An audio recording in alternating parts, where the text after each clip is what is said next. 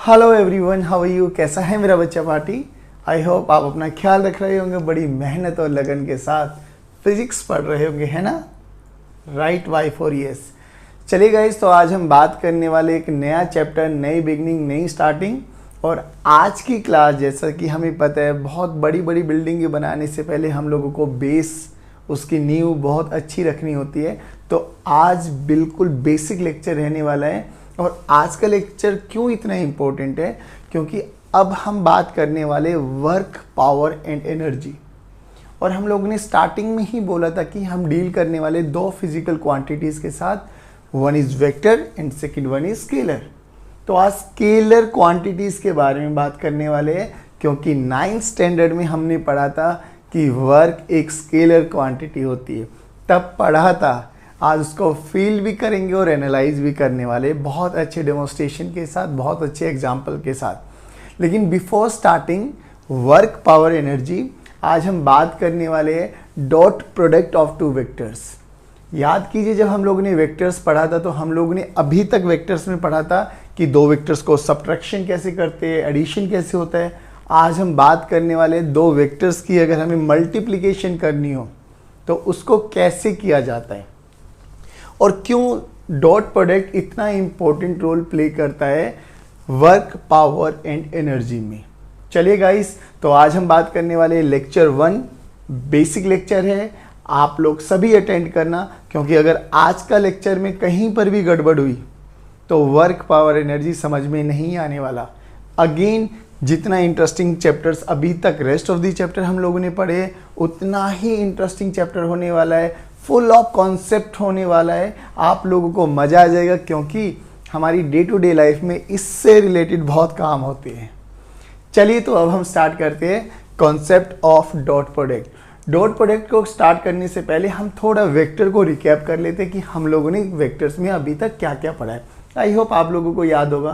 Perfect. चलिए जल्दी बताइए, वेक्टर कौन सी क्वांटिटी होती है, वेक्टर क्या होता है। वेक्टर एक फिजिकल क्वांटिटी होती है जिसमें मैग्नीट्यूड भी होता है और डायरेक्शन भी होती है। और मैग्नीट्यूड और डायरेक्शन को रिप्रेजेंटेशन कैसा होता है बेटा, वेक्टर का एरो। एरो से हम वेक्टर को रिप्रेजेंट करते हैं। ये हमारा टेल को रिप्रेजेंट करता है, and this represents your head. This is your tail and this is your head. चलिए, ये जो लेंथ होती है बच्चों, ये length is directly proportional to magnitude, ठीक है ना। Length is directly proportional to magnitude. फिर हम लोगों ने बात करी थी कि दो वेक्टर्स के बीच में एंगल और मोबिलिटी ऑफ टू वेक्टर्स, ये दो इंपॉर्टेंट प्रॉपर्टीज थी जिनको हमें आना चाहिए था। तो एंगल बिटवीन टू वेक्टर्स कैसे निकाला था हम लोगों ने, हमने बोला था या तो दो वेक्टर्स की टिप एक साथ मिली होनी चाहिए या दो वेक्टर्स की टेल एक साथ होनी चाहिए। तो ये जो एंगल बनने वाला है, this is A vector, this is B vector at an angle of theta. Now this theta is angle between two vector, angle between two vector, ठीक है बच्चों। और मोबिलिटी क्या कहती थी बच्चों, मोबिलिटी कहती थी कि कोई भी फ्री वेक्टर है तो मैं उसको पूरे स्पेस में उठाकर कहीं पर भी लेके जा सकता हूं। टर्म्स इन कंडीशन अप्लाई, ना तो मैं उसकी डायरेक्शन चेंज करने वाला हूं, ना उसका मैग्नीट्यूड चेंज करने वाला हूँ। आई होप हमें इतना बेसिक एनालिसिस आता है। वेक्टर का बिल्कुल स्टार्टिंग था। चलिए, अब हम बात करने वाले हैं डॉट प्रोडक्ट।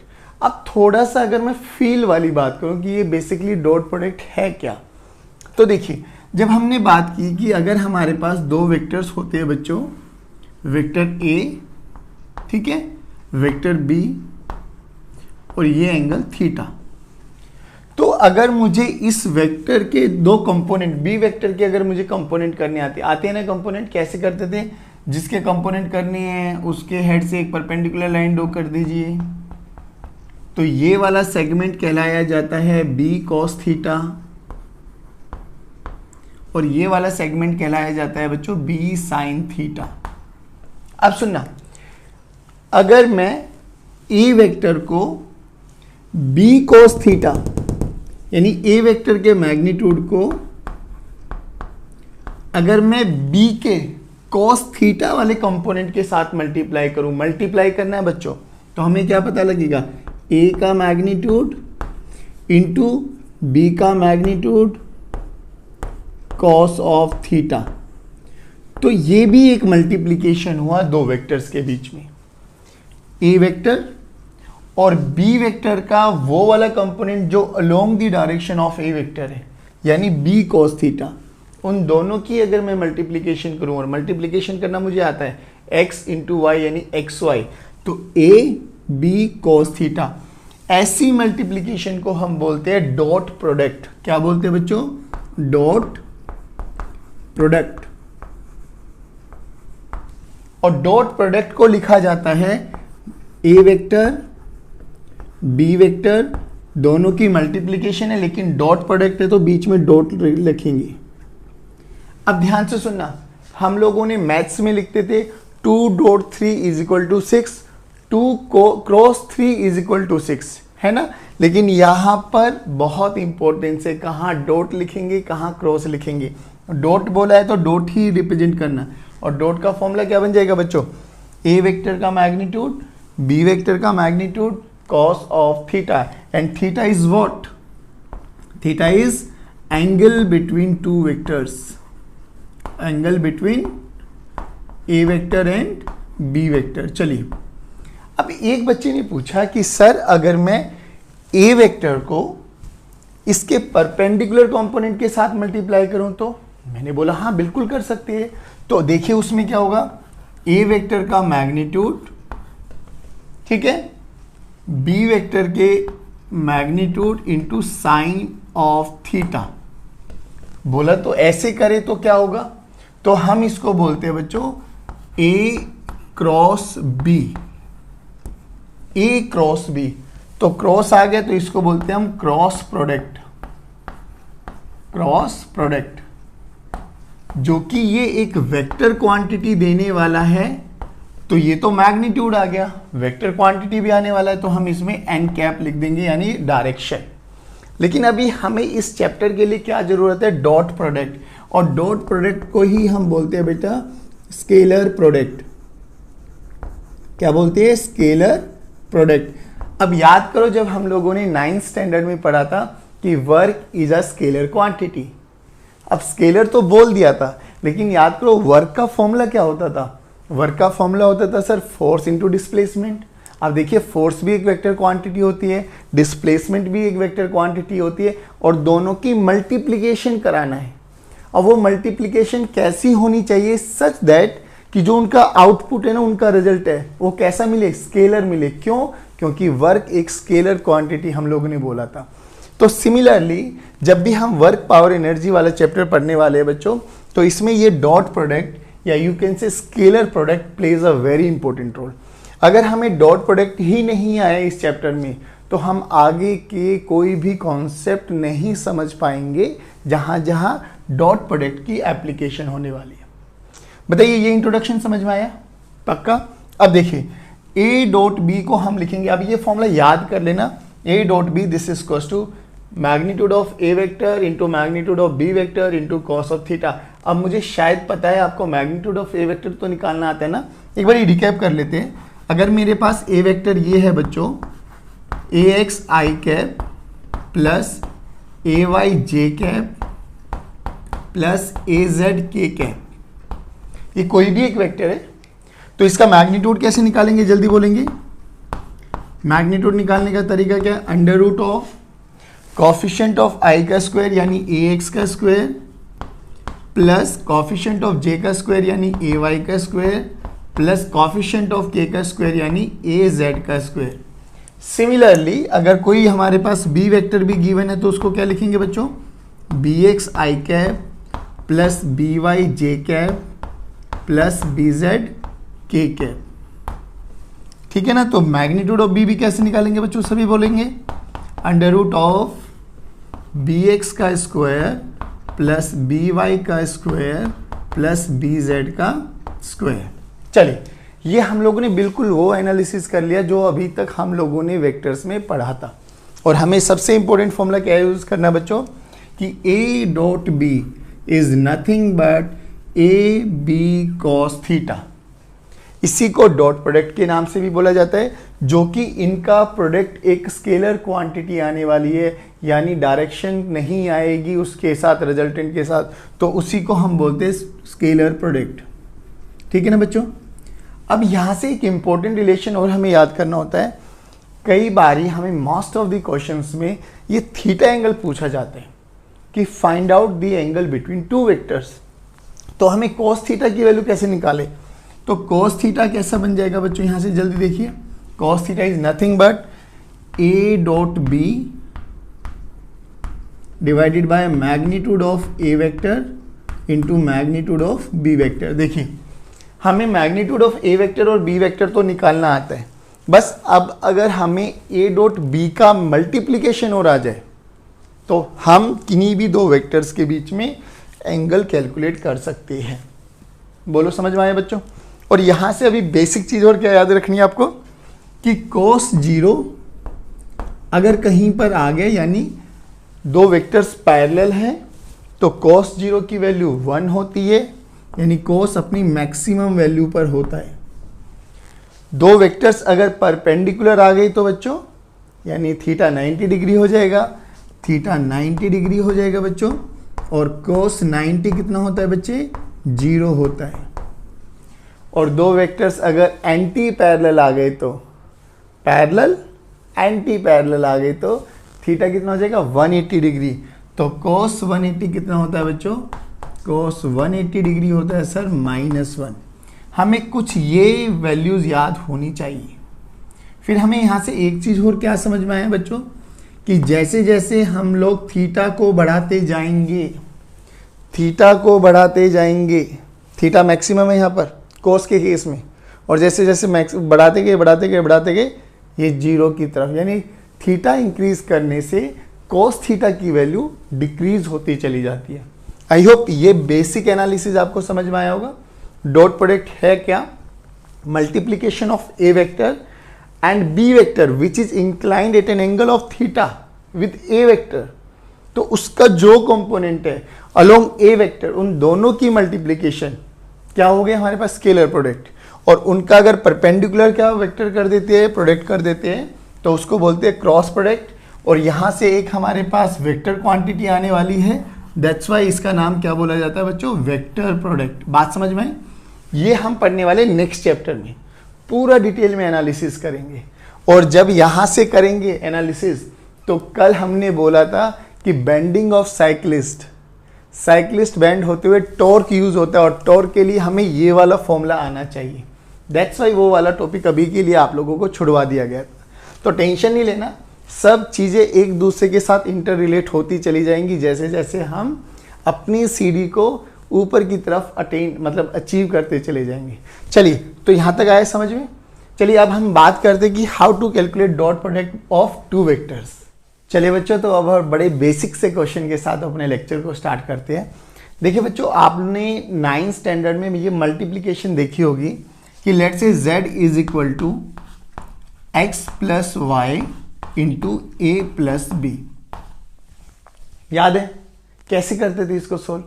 सर बड़ा सिंपल था, x को पहले a के साथ करेंगे, फिर b के साथ करेंगे, फिर y को a के साथ करेंगे, फिर y को b के साथ करेंगे। चलिए करते हैं एक बारी। तो हमने बोला x इंटू ए एक्स ए, ठीक है ना, प्लस का साइन है बीच में, x into B X B, फिर प्लस का साइन है y into A Y A plus Y B, और ये हमारा आंसर आ गया।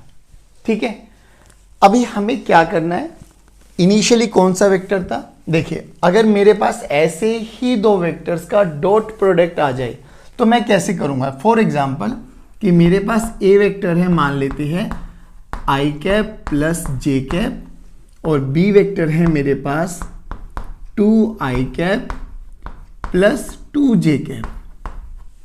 ठीक है बच्चों, मेरे से बोला गया कि a डॉट बी वेक्टर निकालिए। अब एक चीज का ध्यान रखना बच्चों आपको, ये हमारे पास इनिशियल वेक्टर होता है, ठीक है, ये हमारे पास फाइनल वेक्टर। डन। तो अब हमें क्या करना है, a डॉट बी जाना है, तो पहले a को लिखिए i प्लस जे, फिर डॉट 2i प्लस 2j। ठीक है, तो अब क्या करेंगे हम बताइए। तो कुछ नहीं सर, ऐसे ही मल्टीप्लीकेशन करके देखते हैं। i को 2i के साथ, देखना ध्यान से, i डॉट 2i। परफेक्ट। चलिए, i को प्लस का साइन है, i डॉट 2j। ठीक है बच्चों, फिर प्लस j डॉट 2i।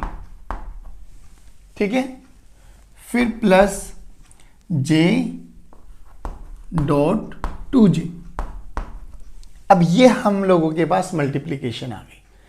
अब अगर इस मल्टीप्लिकेशन में ध्यान से देखें बच्चों, तो ये 2 को तो बाहर लेके आ जाऊं मैं, तो हमारे पास क्या बना, 2i dot i plus 2i dot j plus 2j dot i plus 2j dot j, है ना। ये हम लोगों को समझ में आया, क्योंकि 2 तो एक क्या है बच्चों, नंबर है, और उस नंबर को तो हम बाहर लेके आ सकते हैं।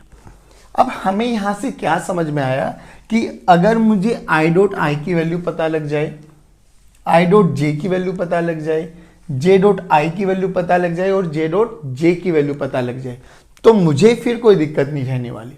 अब याद करो, हम लोगों ने ऑर्थोगोनल वेक्टर्स पढ़े हैं। ऑर्थोगोनल वेक्टर्स कौन से होते हैं बच्चों, जो mutually perpendicular to each other होते हैं, i, j एंड k। याद करो, this is x axis, y axis and z axis. अब x एक्सिस में हम डायरेक्शन को कैसे, यूनिट वेक्टर क्या होता था बच्चों, i cap, j cap and k cap.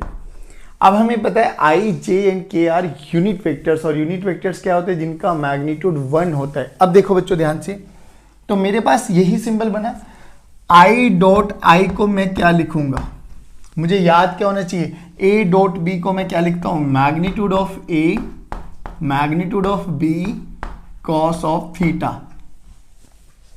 अब i डॉट i का मतलब क्या बच्चों, कि a का ये वाला i वाला 1, यानी a का 1 जो इसका कोफिशिएंट है 1 और 2, दोनों ही i डायरेक्शन x एक्सिस में चल रही है।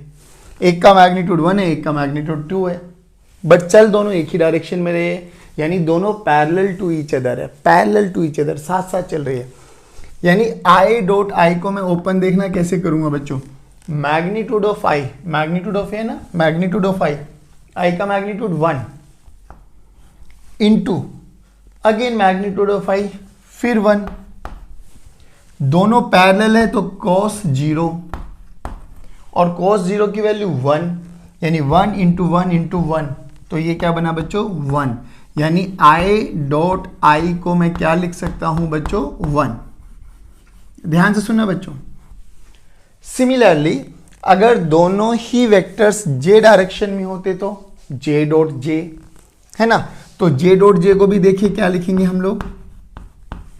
अब j भी यूनिट वेक्टर है, तो magnitude of j 1 into magnitude of j 1 into cos 0 again, और cos 0 अभी भी कितना होता है 1 इंटू 1 इंटू 1, तो क्या बना बच्चों ये भी 1, यानी j डॉट j भी कितना बना बच्चों 1।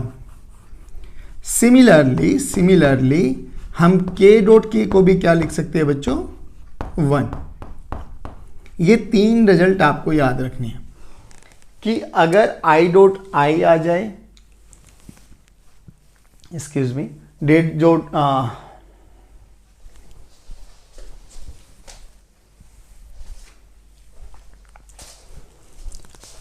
अगर i डॉट i आ जाए, j डॉट j आ जाए या k डॉट k आ जाए, तो सभी का मैग्नीट्यूड 1 आने वाला है, 1 मैग्नीट्यूड आने वाला है, ठीक है ना। अब सर ये देखिए i डॉट i पता लग गया मुझे, j डॉट j पता लग गया, लेकिन अगर i डॉट j आ जाए तो ठीक है। अब i डॉट j का मतलब क्या बच्चों, एक कंपोनेंट x एक्सिस वाला लिया मैंने, एक कंपोनेंट y एक्सिस वाला लिया, ये लिया, दोनों के बीच में एंगल कितना है 90 डिग्री, और cos 90 कितना होता है 0।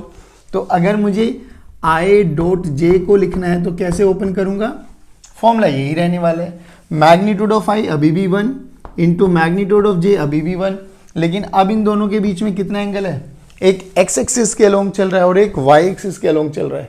थीटा की वैल्यू 90 डिग्री यानी कोस 90। अब कोस 90 कितना होता है, 0 और 0 इंटू समथिंग 0, तो आई डॉट जे की वैल्यू कितनी आ गई बच्चों, 0। सिमिलरली जे डॉट के ये भी क्या हो जाएगा 0 एंड के डॉट आई ये भी क्या हो जाएगा बच्चों 0।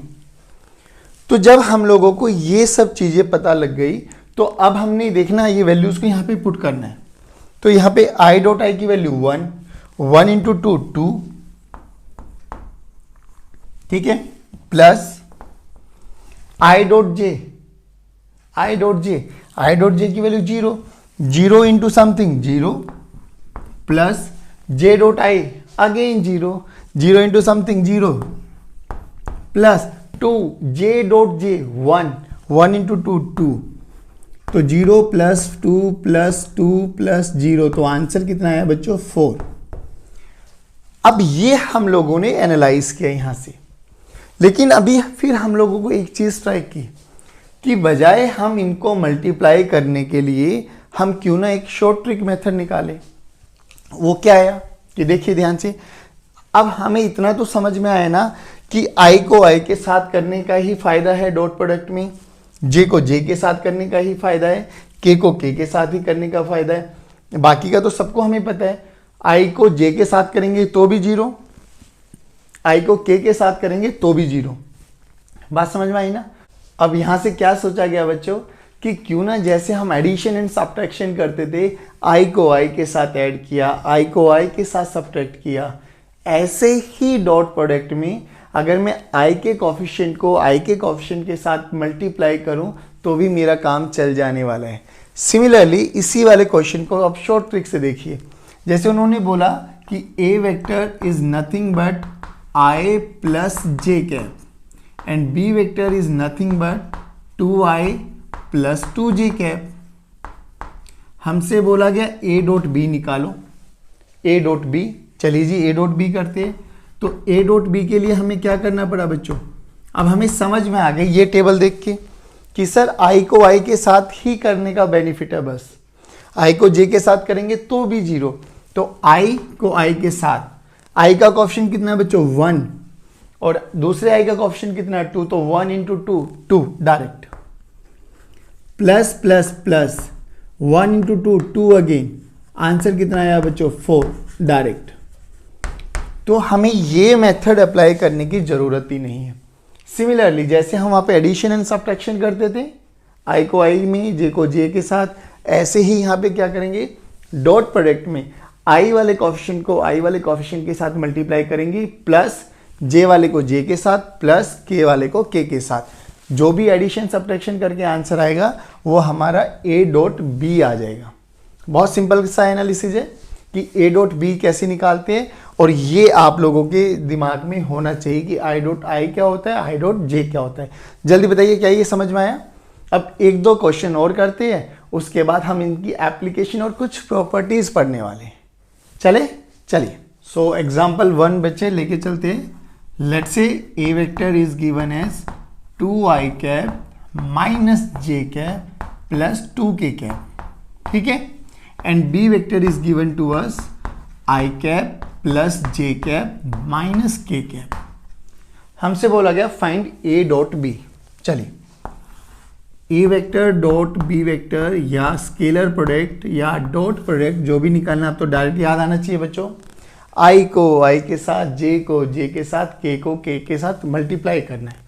तो 2 into 1 2, minus plus minus, 1 into 1 1, plus minus minus, 2 into 1 2। तो आंसर कितना आ गया बच्चों 2 विल कैंसिल आउट -1, ठीक है। देखिए सेकंड क्वेश्चन थोड़ा सा चेंज कर देते हैं। मान लेते कि हमारे पास ए वेक्टर वही गिवन है बच्चों 2i cap plus J cap plus 3k cap, ठीक है बच्चों, और बी वेक्टर अब हमारे पास गिवन है i cap plus k cap, that's it. अरे सर ये क्या हुआ, ऊपर i j k दोनों हैं, नीचे आई और के गिवन है। तो बच्चों इसमें सबसे पहले मॉडिफिकेशन क्या करना है, अब यहाँ पर नल वेक्टर की हेल्प लेना है। नल वेक्टर, इसको मैं क्या लिख सकता हूँ, आई वेक्टर प्लस 0 जे वेक्टर लिख सकता हूँ। नल वेक्टर हो गया ये हमारे पास, ठीक है ना। नल वेक्टर याद है ना, हैविंग मैग्नीट्यूड 0 प्लस के कैप, ये लिख सकता हूँ मैं। अब मुझे क्या करना है, ए डॉट बी करना है। तो मैंने ए वेक्टर लिखा बच्चों हमारे पास 2i cap plus J cap plus 3k cap, और बी वेक्टर कितना है, i cap plus 0 J cap plus k cap. चलिए फिर दोबारा से a डॉट बी करते हैं बच्चों। a डॉट बी क्या हो जाएगा, चलिए 2 × 1 2 प्लस 1 × 0 0 प्लस 3, यानी आंसर आ गया 5। लीजिए देखिए 5 के साथ कोई डायरेक्शन नहीं लिख रहे, आंसर के साथ कोई डायरेक्शन नहीं, आई जे के कुछ भी नहीं आ रहा, दैट्स वाई एक स्केलर प्रोडक्ट आया। अब एक दो क्वेश्चन आपके लिए रख देता हूं, वो आप होमवर्क में ट्राई करना। मान लेते हैं कि A vector is given as 2i cap plus 3j cap minus 4k cap, B vector is minus j cap minus k cap. ठीक है बच्चों, A vector is minus I cap plus J cap and B vector is minus K cap minus J cap. ठीक है, चलिए एक last question और ले लेते हैं। 2i cap plus 2j cap plus 2k cap, this is your A vector and B vector is I cap minus J cap minus K cap. चलिए तीनों क्वेश्चन आपको घर से ट्राई करना है और तीनों ही क्वेश्चंस में आपको निकालना है ए डॉट। चलिए बच्चों अब हम बात करने वाले कुछ important properties of dot product, और ये वही प्रॉपर्टीज है बच्चों जिनका हम न्यूमेरिकल में बहुत यूज करने वाले हैं। तो एक एक प्रॉपर्टी को समझ के चलना, दिमाग में बैठाना, और जैसे जैसे न्यूमेरिकल में हमें ज़रूरत पड़े वैसे वैसे अप्लाई करते चलना। हमें ए डॉट बी तो आ गया ना कैलकुलेट करना, आई को आई के साथ, जे को जे के साथ, के को के साथ सिंपली एडिशन और सब्ट्रैक्शन करेंगे, दैट्स इट। चलिए अब देखिए क्या कहता है पहली प्रॉपर्टी। कोई भी वेक्टर है, हमें मतलब ए वेक्टर गिवन है, उसका हमें ए डॉट ए निकालना है। तो उसका या तो तरीका है कि आपके पास सीक्वेंस में निकाल लो, या डायरेक्ट क्या बोला गया कि ए का मैग्नीट्यूड निकालो और उसका स्क्वायर कर दीजिए। जैसे फॉर एग्जाम्पल हमारे पास ए वेक्टर है आई कैप प्लस जे कैप, ठीक है ना, ये रहा, और दूसरा वेक्टर भी यही वेक्टर है आई प्लस जे। क्या बोला गया कि दोनों का डॉट प्रोडक्ट निकालो, तो डॉट निकालते चलो। ए डॉट ए क्या है बच्चों, 1 × 1 1 प्लस 1 × 1 1, यानी आंसर आ गया 2। अब वो ये कह रहे कि ऐसा ना करके ना आप ए का मैग्नीट्यूड निकाल लो। मैग्नीट्यूड कैसे आता है हमें निकालना है, इसका मैग्नीट्यूड देखिए। ए का मैग्नीट्यूड क्या हो जाएगा बच्चों, अंडर रूट ऑफ आई का कोफिशिएंट यानी 1 का स्क्वायर प्लस 1 का स्क्वायर, ये बना √2। कह रहा है कि √2 का स्क्वायर कर दो, बराबर है दोनों का आंसर, तो √2 का स्क्वायर करेंगे तो आंसर क्या आ गया 2, वही आंसर आ गया। तो दो प्रोडक्ट का अगर सेम दो वेक्टर्स का हमें डॉट प्रोडक्ट लेना है तो एक का मैग्नीट्यूड निकालो, उसका स्क्वायर कर दो, आंसर, दैट्स इट। ठीक है, अब देखिए, अब ये प्रॉपर्टी बहुत इंपॉर्टेंट है। कह रहा है कि ए डॉट बी करे या बी डॉट ए करे, कोई फर्क नहीं पड़ने वाला आंसर पे। कैसे भी कर लो, कान इधर से पकड़ लो या ऐसे घुमा के पकड़ लो, आंसर दोनों से सेम आने वाला है। तो क्या बोल रहा है देखिए, करके देख लेते हैं। अभी अगर हम बात करें ए की आई प्लस जे कैप और बी वेक्टर लिख लेते हैं बच्चों माइनस आई माइनस जे, ठीक है ना। ए डॉट बी करते हैं हम लोग, ए डॉट बी। चलिए तो 1 × -1 -1, 1 × -1 -1, आंसर आया -2। अब हम b को पहले लिख लेते हैं, यानी इनिशियल वेक्टर b बना लेते हैं और टर्मिनेटिंग वेक्टर a बना लेते हैं। तो b vector a vector minus I minus J plus I plus J, तो क्या आ गया बच्चों, minus into plus minus, minus into plus -1 again -2। तो आंसर दोनों से सेम आया कि a डॉट बी करो या b डॉट ए करो, दोनों ही सेम रहने वाले, और ऐसी प्रॉपर्टी को बोलते हैं हम कॉम्यूटेटिव प्रॉपर्टी, कि dot product is a commutative property. चलिए अब थर्ड प्रॉपर्टी देखिए, जिसको हम बोलते हैं डिस्ट्रीब्यूटिव। डिस्ट्रीब्यूटिव का मतलब समझ में आ गया, हम लोगों ने अभी थोड़ी देर पहले भी वही प्रॉपर्टी की थी। अब वो क्या कह रहा है कि अगर 3 वेक्टर है हमारे पास, A vector dot B vector plus C vector, तो क्या कह रहा है कि ए वेक्टर को बी वेक्टर के साथ भी मल्टीप्लाई कर सकते हो, प्लस ए वेक्टर को सी वेक्टर के साथ भी मल्टीप्लाई कर सकते हो, यानी डिस्ट्रीब्यूट कर दो इसको दोनों के साथ। तो दिस इज डिस्ट्रीब्यूटिव प्रॉपर्टी। ये क्या कहता है कि अगर किसी ए वेक्टर को नल वेक्टर या जीरो वेक्टर के साथ मल्टीप्लाई करते हैं, और जो कि आंसर एक स्केलर क्वांटिटी आना है डॉट प्रोडक्ट में, तो वो जीरो भी आ जाएगा। याद रखना, ये कुछ प्रॉपर्टीज चेंज हो जाएगी जैसे ही हम लोग वेक्टर प्रोडक्ट पढ़ने वाले हैं, बट अभी के लिए याद रखो, ठीक है। ये वाली प्रॉपर्टी तो हमने अभी अभी क्वेश्चन करते हुए देखा था, जब हम लोगों ने i प्लस जे को 2i प्लस 2j के साथ मल्टीप्लाई किया था, तो 2 एक कांस्टेंट नंबर था ना, उसको हमने बाहर निकाल लिया था। तो वो यही कह रहा है कि अगर l इंटू ए, l और m एक कांस्टेंट नंबर है बच्चों हमारे पास, l into A vector plus m into B vector, तो l और m को बाहर ले लो, l और m बाहर आ जाएंगे, a vector dot b vector, ये तो हमें पता है। तो कुछ ये प्रॉपर्टीज थी जो हम लोगों को बहुत इंपॉर्टेंटली याद रखनी थी कि हम ऐसा कर सकते हैं, जिसमें से ये वाली प्रॉपर्टी, ये वाली प्रॉपर्टी, ये वाली प्रॉपर्टी और ये वाली प्रॉपर्टी तो याद होनी चाहिए। और इसमें याद रखना ये जीरो के बराबर आया है, ए vector into A vector dot zero vector का जो आउटपुट है वो जीरो लिखा है, हमने जीरो वेक्टर नहीं लिखा, ऐसा नहीं लिखा बच्चों हमने जीरो वेक्टर, याद रखना, क्योंकि ये जो स्केलर है, जो प्रोडक्ट आने वाला है, ये एक स्केलर क्वांटिटी आने वाली, ठीक है। इतना समझ में आया। अब हम बात करते हैं जो कि मोस्टली न्यूमेरिकल्स आते हैं यहाँ से, कि how to find angle between two vectors.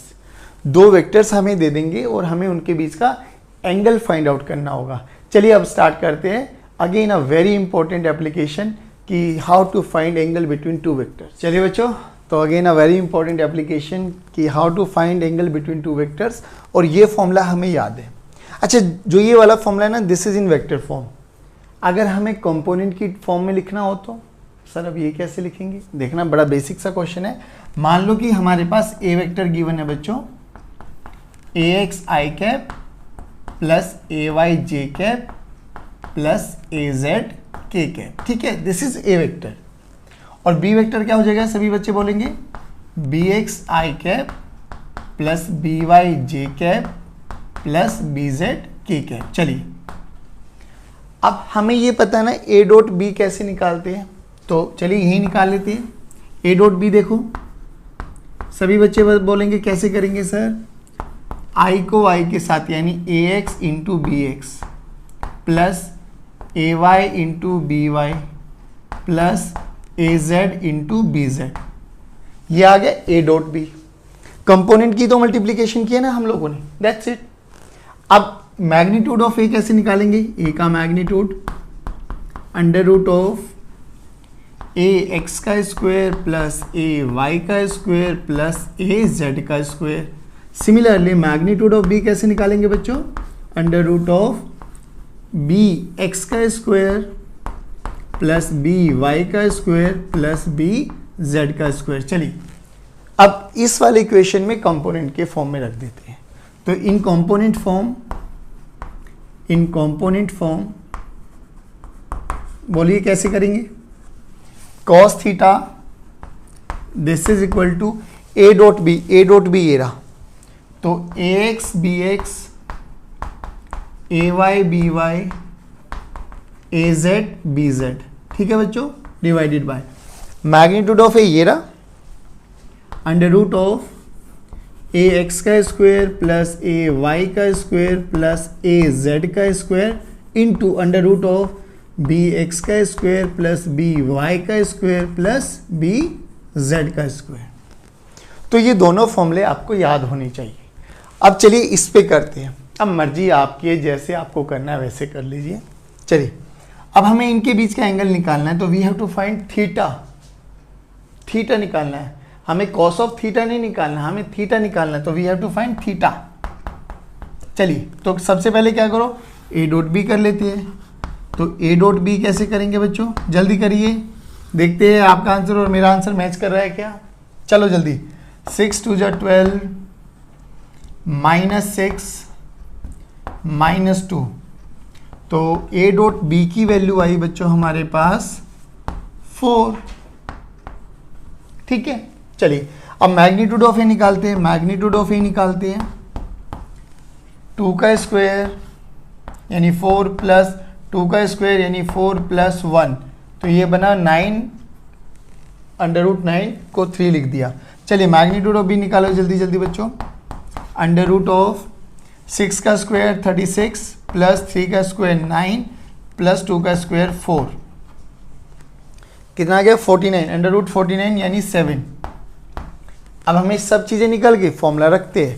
चलिए तो cos थीटा कितना बना बच्चों, ए डॉट बी यानी 4 divided by multiplication of A dot B, magnitude of A magnitude of B यानी 21। क्या ये आंसर है क्या? नहीं सर, हमसे थीटा पूछा गया है, तो थीटा को हम क्या लिखेंगे, cos inverse 4/21। This is your answer कि angle between these two vector is cos inverse 4/21। जल्दी बताइए समझ में आया क्या? बड़ा बेसिक सा कॉन्सेप्ट था, 2-3 क्वेश्चन कर लेते हैं प्रैक्टिस के लिए, जिससे में आपको कॉन्फिडेंस आ जाएगा। उसी में 1-2 वेरिएशन देख लेंगे, बस आज के लेक्चर को फिर यहीं वाइंड अप करेंगे। जल्दी से देख लीजिए एक बारी, फिर हम बढ़ते हैं नेक्स्ट क्वेश्चन की तरफ।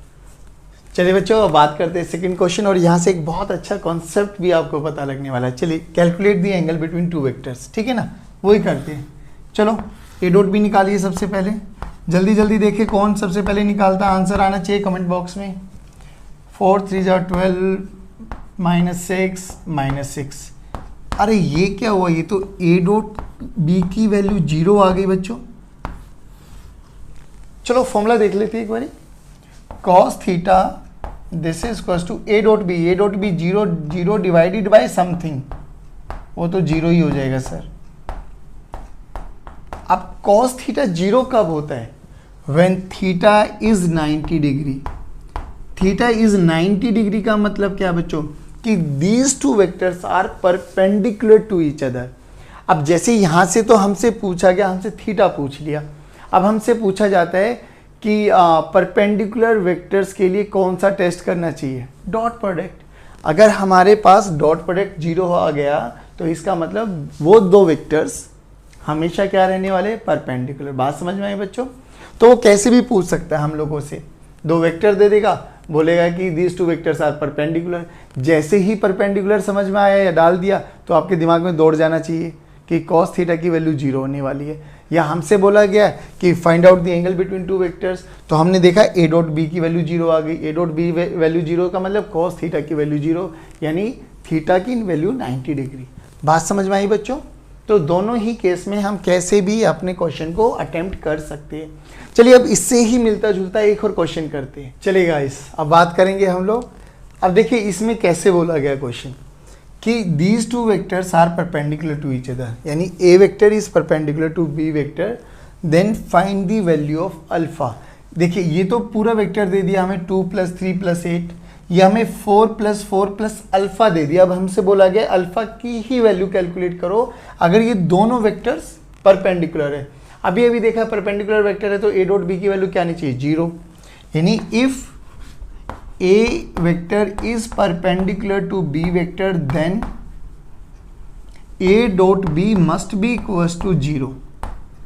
ये तो होना चाहिए भाई परपेंडिकुलर के लिए। अब अगर ये है, कंडीशन सेटिस्फाई करती है, तो अब यहां से देखिए ए डॉट बी निकाल लेते हैं बस। ए वेक्टर कितना बच्चों, 2i + 3j + 8k, और बी वेक्टर कितना है बच्चों, 4i + 4j + अल्फा k। चलिए ए डॉट बी निकालो जल्दी। तो 8 + 12 + 8 × अल्फा, सही है ना, परफेक्ट। अब अगर ये हमारे पास ए डॉट बी की वैल्यू आई है बच्चों, ए डॉट बी की वैल्यू, और ये ए डॉट बी की वैल्यू अगर ये आई है तो ये किसके बराबर होनी चाहिए, 0। यानी यहां से 20 plus 8 alpha must be equals to 0, यानी 8 alpha must be equals to -20, यानी अल्फा की वैल्यू कितनी आ गई बच्चों, -20/8, यानी 4 2 जा 8 और 4 5 जा यानी 5/2।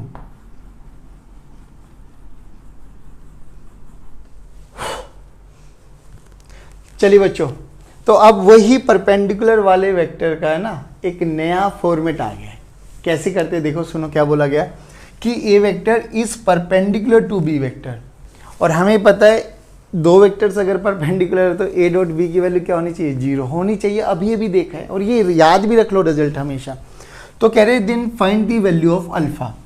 अब यहाँ पर हमें अल्फा के दे दिया, देखिए ए वेक्टर कंप्लीट दे दिया 2i cap plus 3j cap plus 8k cap, और बी वेक्टर हमें क्या दे दिया बच्चों, 4i cap minus 4j cap plus alpha k cap. अब हमसे ये अल्फा की वैल्यू पूछी गई कि ये अल्फा कितना होगा, 1 होगा, 2 होगा, 1/2, 3 वट एवर जो भी है, हमें ये वैल्यू निकालनी है। ठीक है ना। चलो भैया अब स्टार्ट करते हैं। तो अब स्टार्ट करते हुए हम लोगों ने क्या देखा कि सर क्यों ना ऐसा किया जाए कि A dot B as we no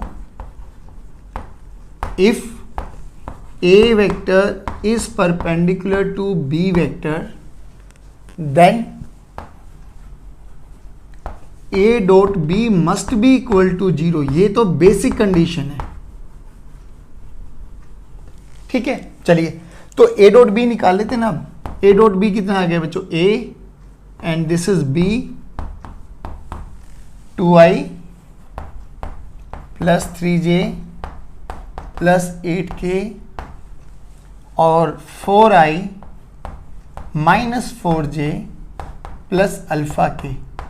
चलिए जल्दी जल्दी निकालेंगे बच्चों ए डॉट बी बोलेंगे। चलिए 4 2 जा 8 माइनस 12 प्लस 8 इंटू अल्फा, यानी यहां से बात करें तो ये कितना बना बच्चों, -4।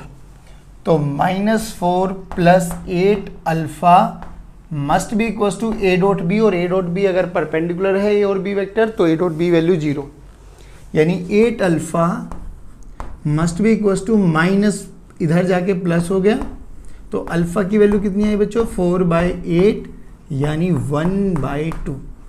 लीजिए ये आंसर आ गया।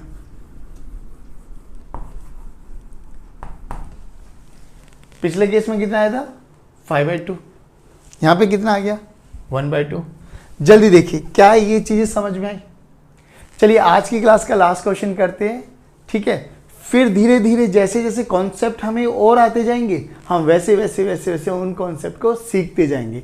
बस ये बहुत बेसिक चीजें थी जो हमें वर्क पावर एनर्जी को स्टार्ट करने से पहले आना चाहिए था। आई होप ये सब चीजें समझ में आई होगी आपको। एक बारी प्रैक्टिस करना, मैं आपको कुछ क्वेश्चंस भेज देता हूँ, खूब अच्छे से उनको प्रैक्टिस करना। ठीक है, फिर कल के लेक्चर में मिलेंगे बहुत अच्छे कॉन्सेप्ट के साथ। चलिए अब जाते जाते एक लास्ट क्वेश्चन कर लेते हैं। चलिए बच्चों, तो जाते जाते एक अच्छा सा question, find the angle A vector makes with x axis. यानी हमें ए वेक्टर दे दिया है और बोला गया एक्स एक्सिस के साथ वो कितना एंगल बना रहा है, हमें वो कैलकुलेट करना है। अब सर अभी तो आपने बोला कि 2 वेक्टर होने चाहिए, यहाँ तो एक ही वेक्टर है, लेकिन भाई आपको बता दिया ना कि कोई एक वेक्टर है जो किस डायरेक्शन में है, पॉजिटिव एक्स डायरेक्शन में। अब इसमें कोई भी एक वेक्टर मान लो।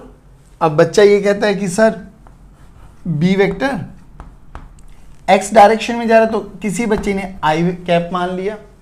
कोई बच्चा कहे कि मैं क्यों मानूं सर आई कैप, मैं तो इसको 2i कैप मानूंगा। मैं कह रहा हूँ बच्चों कुछ भी मान लो आप, जो आपका मन करे। एक बच्चा बोले क्यों बोलूँ मैं सर 2i कैप, मैं तो 3i कैप मानूंगा। होगा तो बच्चे एक्स डायरेक्शन में ना, तो वो i भी हो सकता है, 2i भी हो सकता है, 3i भी हो सकता है, एक में भी एनी आई। ठीक है ना। क्या सर दोनों से आंसर सेम आएगा, चेक कर लेते हैं बच्चों एक बारी। तो अभी एंगल निकालने का क्या तरीका है, वही cos theta this is equals to A vector dot B vector by magnitude of A vector into B vector. चलिए अब देखिए ए वेक्टर कितना है बच्चों हमारे पास, i प्लस जे कैप, और बी वेक्टर हमने यहाँ पर कितना माना है बच्चों, i कैप। चलिए यहाँ पे ए वेक्टर तो सेम रहेगा बच्चों हमारे पास i प्लस जे कैप, और बी वेक्टर कितना हो गया बच्चों हमारे पास 2i कैप। ठीक है, चलिए ए डॉट बी निकालते हैं दोनों तरफ। ए डॉट बी आपका आंसर जल्दी आना चाहिए बच्चों। तो यहाँ पे तो 1 ही बना, ये तो प्लस 0 जे कैप लिख सकता हूँ, यहाँ पे भी 0 जे कैप लिख सकता हूँ। तो ये कितना बना ए डॉट बी, ये बना 2। चलिए सर ए डॉट बी तो अलग अलग आया, एंगल निकालते हैं ना भैया, एंगल निकालते हैं, देखते हैं। कॉस थीटा की वैल्यू देखो, ए डॉट बी यानी 1 डिवाइडेड बाय इसका मैग्नीट्यूड कितना बच्चों 1 प्लस 1 का स्क्वायर का अंडर रूट, इसका मैग्नीट्यूड आया √2 और इसका मैग्नीट्यूड आया बच्चों 1, यानी डिवाइडेड बाय √2 इंटू 1 यानी 1/√2। चलिए देखिए इसका मैग्नीट्यूड कितना है बच्चों √2 और इसका मैग्नीट्यूड कितना है बच्चों 2 है ना, 2 का स्क्वायर का अंडर रूट 2 ही आएगा, इसका 2 के स्क्वायर का अंडर रूट 2 ही तो आएगा ना। चलिए तो अब देखिए यहाँ पे cos थीटा कितना आया बच्चों, A dot B 2 divided by magnitude of A into magnitude of B, 2 will cancel out, तो व्हाट विल वी हैव 1/√2। अरे cos थीटा की वैल्यू यहाँ से भी √2 1/√2 और यहाँ से भी 1/√2, और थीटा निकालना हो तो बच्चों थीटा कितना आ जाएगा 45 डिग्री। चलिए तो आई होप ये आज का लेक्चर आपको समझ में आया होगा। डॉट प्रोडक्ट को लेके बहुत सारी चर्चाएं की है, धीरे धीरे जैसे अब हमारा लेक्चर आगे प्रोसीड करता जाएगा और नए कॉन्सेप्ट हम सीखते जाएंगे। चलिए guys, thank you very much, keep watching videos, keep motivating अस। जय हिंद, जय भारत, गॉड ब्लेस यू। पढ़ते रहिए और मुस्कुराते रहिए।